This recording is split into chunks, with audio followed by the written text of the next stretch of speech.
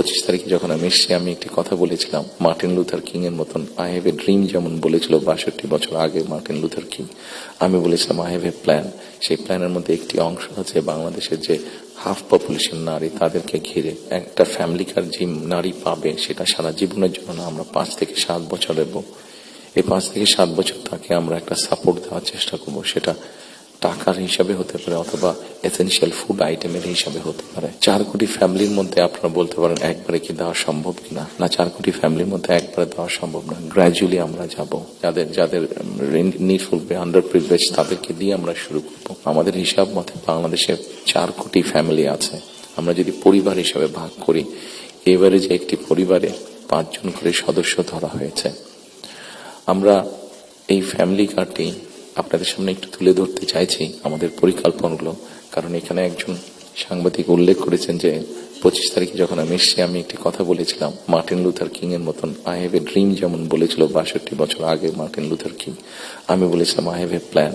সেই প্ল্যানের মধ্যে একটি অংশ হচ্ছে বাংলাদেশের যে হাফ পপুলেশন নারী, তাদেরকে ঘিরে, এবং সেটি হচ্ছে ফ্যামিলি কার্ড। ফ্যামিলি কার্ডের মাধ্যমে ইটস নট যে একটা ফ্যামিলি কার্ড যে নারী পাবে সেটি সে সারা জীবন পাবে। একজন গৃহিণী বা একজন হাউস ওয়াইফ যে পাবেন কার্ডটা সারা জীবনের জন্য না, আমরা 5 থেকে 7 বছর দেব। এই 5 থেকে 7 বছর তাকে আমরা একটা সাপোর্ট দেওয়ার চেষ্টা করব। সেটা টাকার হিসাবে হতে পারে অথবা এসেনশিয়াল ফুড আইটেমের হিসাবে হতে পারে। কারণ আমরা দেখেছি যে একজন নারী বা একজন স্ত্রীকে বা একজন গৃহিণীকে যদি একটি সাপোর্ট দেওয়া হয়, সেটি সে তার ফ্যামিলির জন্য সঠিকভাবে খরচ করে দেন একজন পুরুষ।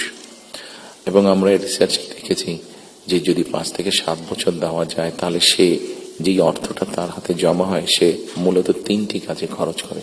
প্রথমত তার ফ্যামিলির স্বাস্থ্যের পেছনে, দ্বিতীয়ত তার ফ্যামিলির ছেলে মেয়েদের শিক্ষার পিছনে, তৃতীয়ত সে যে অর্থটা জমা করতে পারে সেটি সে ছোট ছোট ভাবে ইনভেস্ট করে।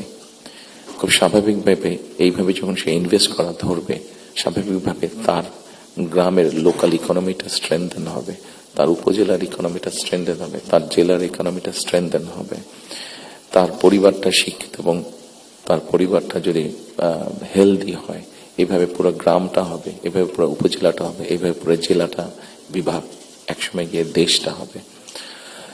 4 কোটি ফ্যামিলির মধ্যে আপনারা বলতে পারেন একবারে কি দেওয়া সম্ভব কিনা? না, 4 কোটি ফ্যামিলির মধ্যে একবারে দেওয়া সম্ভব না। গ্র্যাজুয়ালি আমরা যাব। যারা প্রান্তিক, যারা যাদের যাদের নিডফুল আন্ডার প্রিভিলেজ তাদেরকে দিয়ে আমরা শুরু করব। এই কার্ডটি আমরা, আপনারা জিজ্ঞেস করতে পারেন হয়তো কার্ডটি কাদেরকে দেবেন।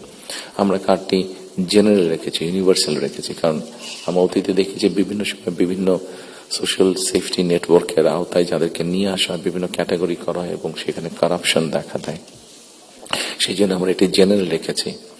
এটি একজন গ্রামের কৃষকের স্ত্রী যেমন পাবে, ইমাম সাহেবের স্ত্রী যেমন পাবে, প্রাইমারি স্কুলের শিক্ষকের স্ত্রী যেমন পাবেন, ঠিক একইভাবে ডিসি সাহেবের স্ত্রীও পাবেন, এসপি সাহেবের স্ত্রীও পাবেন। তবে আমরা দৃঢ়ভাবে বিশ্বাস করি ডিসি সাহেবের স্ত্রী বা এসপি সাহেবের স্ত্রী নিশ্চয়ই ওনারা নেবেন না, কারণ ওনাদের ওটি প্রয়োজন হবে না।